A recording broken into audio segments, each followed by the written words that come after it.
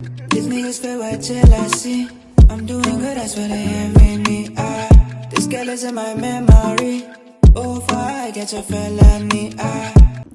What is up, you guys? Sage here, and let's talk ambition, bro. Yo, this topic for me has been it's been brewing. It's been brewing in the pot, and it's something that I've thought of for a really long time. And I actually made a tweet about it recently, which I want to read out. But first, who am I? I'm Omoy, sold supplements in high school from selling supplements. Read 15 now, business/slash self-improvement books. Went from 15 to starting a personal training brand and personal training brand to coaching. From coaching, discovered a love for business. It continued expanding, reading, etc., which is what we're doing now. And we're sharing this knowledge with you guys, which is why we're here. The tweet was interesting to observe for myself the lack of desperation from people in socioeconomic circles lower than my own. I always grew up envious of people poorer than myself. I thought that if I'd been born poorer, I'd be hungrier still for success. I now notice the obvious. That's clearly not it. So what is? What is it? What is ambition? Where does it come from? My assumption, because I have the parents that I have and I have the background that I have, is because they came from nothing. They had this insatiable desire for more. And because they wanted for things. I want for things. I really, really want for even more. And I suppose at the time, my thought process was, which has changed now, but at the time my thought process was, man, I wish I had been born with nothing. Because they just robbed me of the opportunity to create for myself, to go from zero to here. Then I realized, like, oh, this is my zero. Then I realized, oh, this is my zero, and I now have the resources to take it even higher and take it to places it's never been before, right? And then I stopped for a second and actually thought about that. Like, wait, so what I'm telling me, what I'm trying to tell me is that even though, and fortunately, it hasn't always been like this in my life. I've had a very interesting and varied life. Basically grew up all over the place, lived the village life for a couple of years. From village, went to Port Elizabeth to PE. And all throughout, I've experienced the different levels from what can be considered poverty. I don't consider it poverty because we live a very good life, bro. Like, you have everything you want in terms of my granny's there, my great grand was there, my cousins were there, we all loved each other. It was cool. I got to ride horses. It was awesome, bro. It was a good life. Yeah, from there, obviously went to experience now the city life, for a little bit because I was living with my dad. Went from that life to living with my mom for a bit, without my dad. So I know what that's kind of like. Went from there to living with both of them, and then lived in the hostel for a little bit.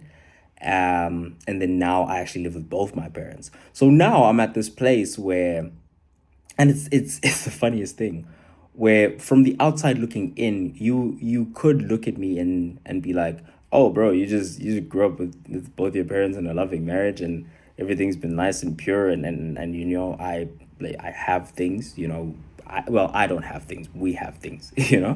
So anyway, I'm growing up, and I'm living a comfortable life, and someone could from the outside look in and think that it's always been like this and not understand why I think the way I think. But I did experience I do have my lived experience, right? And I suppose that's why my point of view is so interesting. However, I did think briefly, because I was in a place where I was surrounded by people who are not living in the way that I live normally nowadays.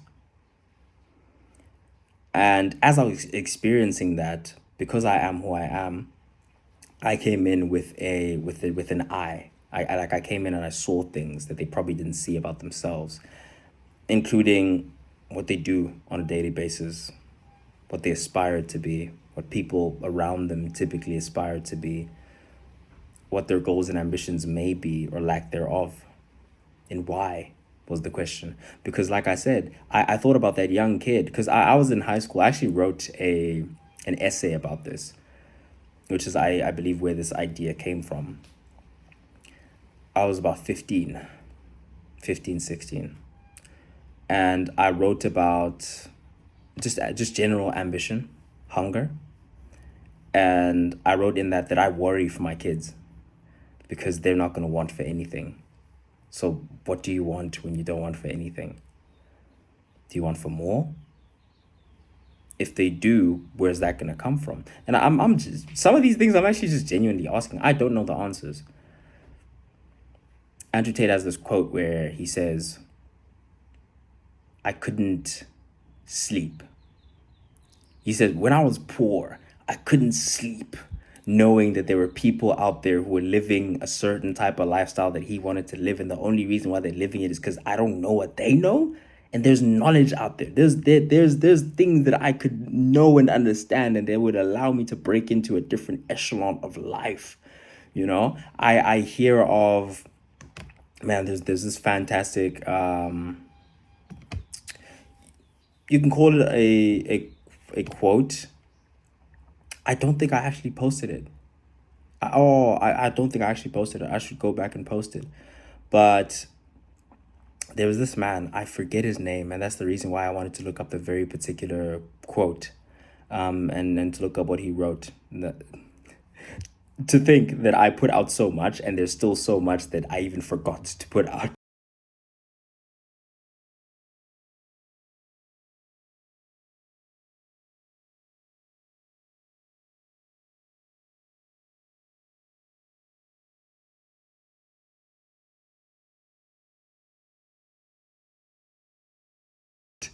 But there was basically this man on a podcast I was watching recently, and he said he asked himself a question, which was, "Is that it? Is that all I got?"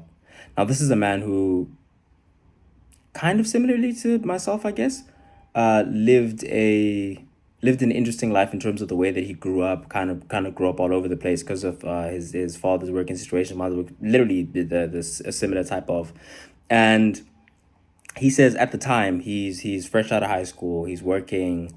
I forget what kind of job he was working, but he was out of high school for a couple of years, trying to figure out life. Eventually, gets into this working situation, and he's in this metal building, and he was like, this is a really cool life, right? In terms of engineering, he's like, this is a really cool life, but this box is hot as hell, this, that, and the third. And then he asked himself, okay, who am I? He was forced into a situation where he was in dark rooms with himself, and had to ask himself, who am I? What am I doing? What are my capabilities? And there was a question that constantly plagued him, which was, is that it? Is that all I got? Fantastic question. And the reason why I'm so chuffed about this is because he went from there. He went into accounting. He went into business, studied a BCom, went into accounting, became a chartered accountant, started. He was one of the first six black accountants in South Africa. From there, he went into obviously working for firms like Afrikaner firms at the time. From working in those firms, started his own, etc. Now, here's what I'm saying.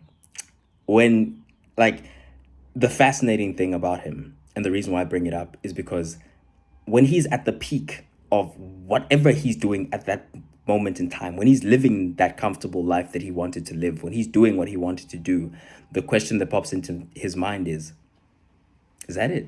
Is that my purpose? Is that all I got? You know, I've struck. Okay, I'm now a successful accountant. I'm working for this firm.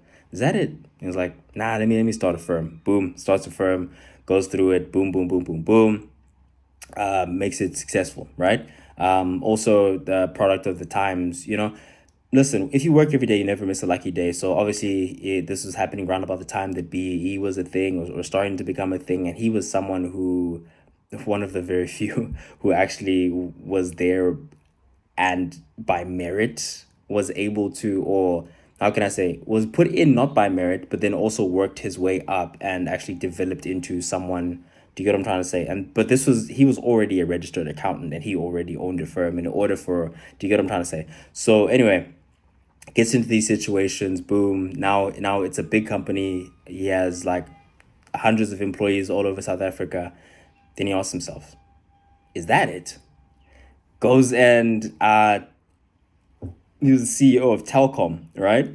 So now he went from owning his own firm and doing his little thing to being like, is that it? And then he goes into this big conglomerate that already has a culture. He instills a culture in there. He's very pro African, so he's pro his company's whole idea is just pro Africanism, creating a safe environment because from his experience he knew that wasn't the norm, at that time, and you weren't safe to be African. You weren't safe to have your own hair. You'd always be questions about your customs, about whatever the case may be. And then and now he's CEO of Telkom. He asks himself, "Is that it?" He goes, he opens schools, he does this, he does that. So here's what I'm saying: this is someone who has experienced monumental success, incredible success, and the question that plagues his mind and plagued his mind when he had nothing, working odd jobs, metal shack on the side of the road. And it plagues his mind as a 67-year-old, I'm assuming, no one's talking numbers, I'm assuming multi-millionaire. The same question still plagues his mind. Is that it? Is that all I got? The question is, can you teach that? That's what I'm asking. Because you can instill a lot. You can teach a person a lot, and you can teach them how to hustle. I can teach you a hustle. But can you teach ingenuity? Can I teach you? I can teach you a hustle, but can I teach you to want to make things out of thin air? Can I instill in you the desire to not want to sleep because you want to experience a certain type of living? Or some people just born with it. What is it? What is ambition? What is that thing that burns in some people and is just lackluster in others? Because what I was trying to say there as a young kid, what I was trying to conceptualize is the idea that is, how come I, yes, have my lived experience up until this point, and that may be a factor, but how come I'm now not complacent in where I'm at, which is nowhere to me? Do you see what I'm trying to say? Like, to me, I feel like I'm nowhere, and I feel like I need to be places because I'm truly blessed by God to be alive and to have abilities. And I've always been asking myself, what's the most that, an example, I've asked myself from a very young age, when I was 16 years old, I said I wanted to become president of South Africa. Because I was asking myself, what's the one thing that I can do to contribute the most to society? I figured that wasn't it, because the skills I would have to learn to be a successful politician, I feel would be conducive to me forming habits that probably won't make me the best person, the best human being, necessarily. That won't necessarily make me the best human being. Whereas if I go into business, yes, those practices still exist somewhat. However, there is a moral and ethical way to make it and become monumentally successful within business while still maintaining a certain moral fabric. At least that's the theory. So I say that to say absolutely nowhere. And I've even experienced firsthand the rise from, you could say, dirt nothing. It didn't feel like dirt nothing. It doesn't, I don't think of it as dirt nothing. That's a great life. I love going home every time I do because it's so simple. But you can say, in terms of capitalism, monetarily speaking, etc., you can say dirt nothing. And where we are now, in terms of where my parents have been able to work to. And even in that, I'm not complacent. Like, I'm not sitting here thinking, well, it's fine, it's chilled. Probably just do a thing, just live life, and everything will be taken care of, other people will figure it out. I have this burning desire in my chest to change the world, or at least to make the biggest splash and impact that I can possibly make. And some people just seem to have no such inclination. And I suppose I'm venting, I'm asking, because I don't know the answer. What is that? Why can't I sleep at night? Why can't I just chill? It seems so fun, bro. Yes. Sometimes I see niggas just chilling and I'm like, damn, wish I could just chill. Because even when, say, you see me somewhere, you see me doing something, you see me chilling, you see me whatever, in the back of my mind, I'm always thinking, I could be using this time to... In the back of my mind, I'm thinking, this is just downtime from... But I'm there with you. We're chilling. It's nice. We're playing the music and I am enjoying myself, maybe spending time with friends, whatever the case may be. But I can't that can't be it, and that's the question. Is that it? What is it? Yeah, man. Anyway, I would just love to say that thank you guys for watching once again. I do see, in terms of the views on the shorts, the TikToks, whatever, the comments, I try to respond to as many comments as I possibly can. I like every comment. Thank you. Thank you for your support, as I'm just here sharing thoughts, just trying to figure it out, as we all are. So from the bottom of my heart, I genuinely mean this every time I say it. I love you guys. I appreciate you guys. Say it.